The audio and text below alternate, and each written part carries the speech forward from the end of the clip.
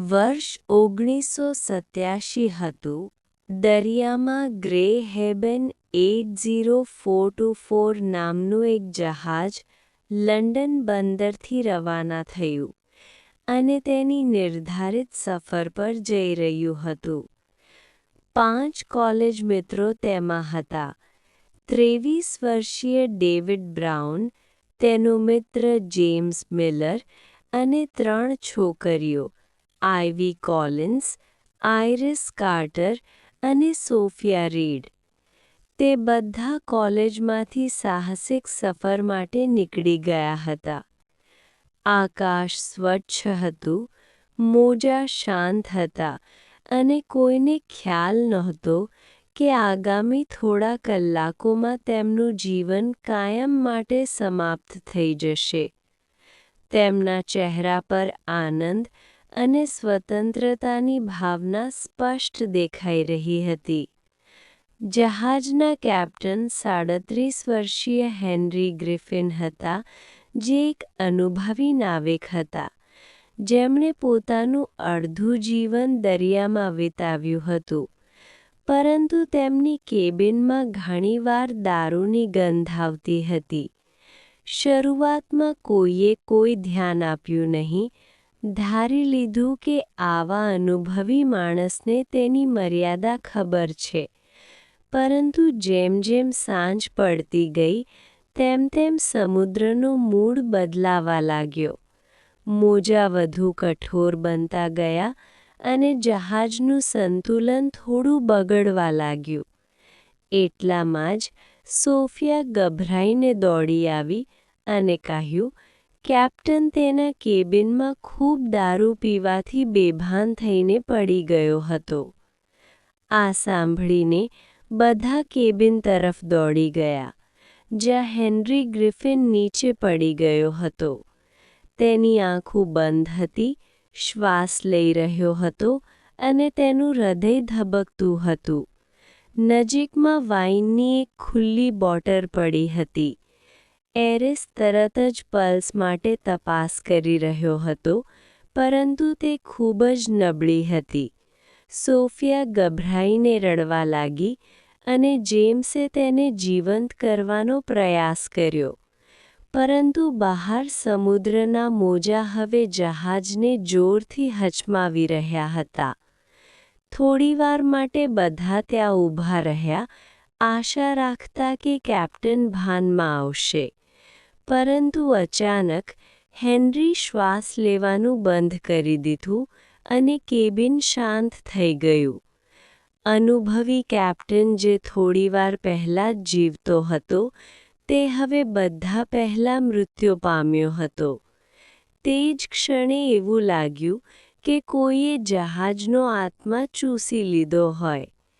Engine સંપૂર્ણપણે બંધ થઈ ગયું અને હોડી સમુદ્રની મધ્યમાં ફસાઈ ગઈ. ભયાવહ રીતે ભટકાઈ ગઈ. કોઈ દિશા કે રસ્તો નહોતો. મોજાં વધુ મજબૂત થઈ રહ્યા હતા અને એન્જિન બંધ થઈ જતાં વહાણ ધીમે ધીમે પાણીમાં ફસાઈ ગયું. કેપ્ટનના મૃત્યુ સાથે તેમનો ટેકો, તેમની દિશા અને તેમની સલામતી બધું જ જતું રહ્યું. અને તે ક્ષણ હતી જ્યારે 5 મિત્રોને પહેલીવાર સમજાયું કે જો તેઓ બચવા માંગતા હોય તો તેઓએ હોડીને તે જ રીતે પાછી ચલાવવી પડશે જે રીતે તેઓ આવ્યા હતા. પરંતુ એન્જિન સંપૂર્ણપણે બંધ થઈ ગયું હતું અને વહાણની નીચેથી પાણી વહેતું હતું. કેપ્ટન વિના કોઈને ખબર નહોતી કે કેવી રીતે ચલાવવું. પછી એક જોરદાર ઝટકો લાગ્યો અને વહાણ ડાબી તરફ ઝડપથી ઝૂકી ગયું. આઇવી લપસી પડ્યો અને રેલિંગ સાથે અથડાઈ ગયો. પછી ડેવિડને સમજાયું કે પૂરને કારણે જહાજ ધીમે ધીમે ડૂબી રહ્યું છે અને તરતું રહેવું એ મૃત્યુ છે. મોજાં એટલા ઊંચા હતા કે દરેક પગલું મુશ્કેલ હતું. જેમ્સ અને એરિસે સાથે મળીને લાઇફબોટને પાણીમાં ઉતારી અને બધા લાઈફબોટમાં કૂદી પડ્યા. બસ પાછળથી એક જોરદાર અવાજ આવ્યો અને ગ્રે હેવનનો સ્ટર્ન સંપૂર્ણપણે તૂટી ગયો અને ડૂબવા લાગ્યો.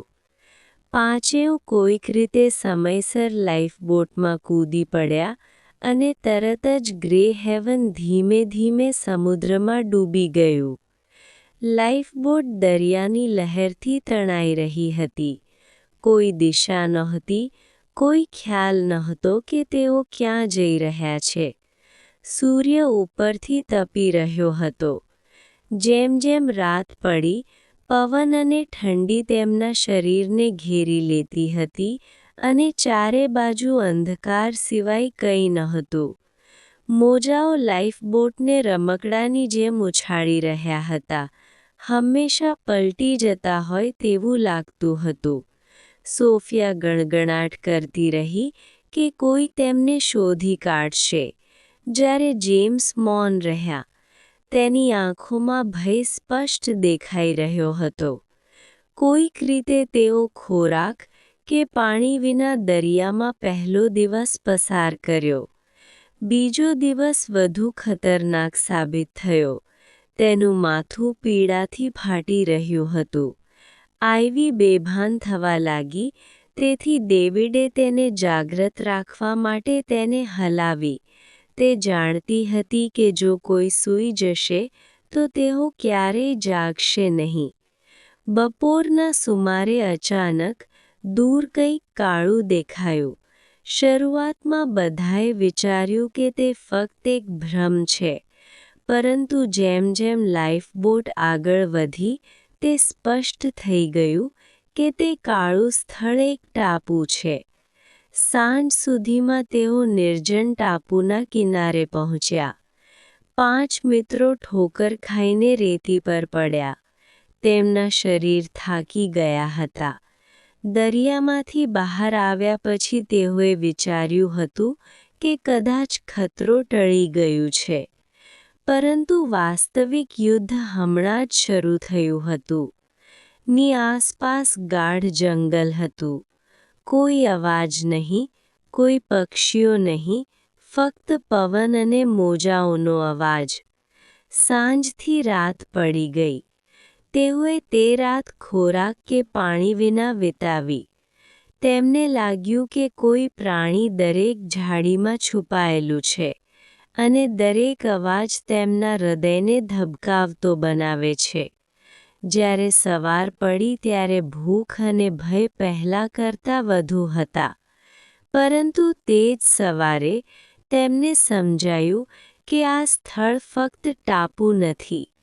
તે અસ્તિત્વની કસોટી છે, કારણ કે કોઈ મદદ આવી રહી નથી અને જો તેઓ બચવા માંગતા હોય તો તેઓએ આ ટાપુ સાથે મળીને લડવું પડશે અને બચાવની રાહ જોવી પડશે. અચાનક સોફિયા ભૂખ અને તરસથી ઢળી પડી. ડેવિડે તરત જ તેના પર દરિયાઈ પાણી છાંટ્યું. પછી તે ઊભી થાય છે અને ધીમા અવાજમાં કહે છે, મને પાણી માટે તરસ લાગે છે. પછી ડેવિડે નક્કી કર્યું કે આપણે જંગલમાં જઈને ખોરાક અને પાણી શોધવું પડશે. નહીંતર આપણે ભૂખ અને તરસથી મરી જઈશું. મિત્રો, આ તો ફક્ત 7 વર્ષ લાંબા સંઘર્ષની શરૂઆત છે, જેમાં આ લોકો દરેક ક્ષણ જીવ્યા. આગળ શું આવશે તે તમને દરેક મિનિટે હૃદયના ધ્રુજારે આપશે. જો તમે પણ આ અદ્ભુત વાર્તાનો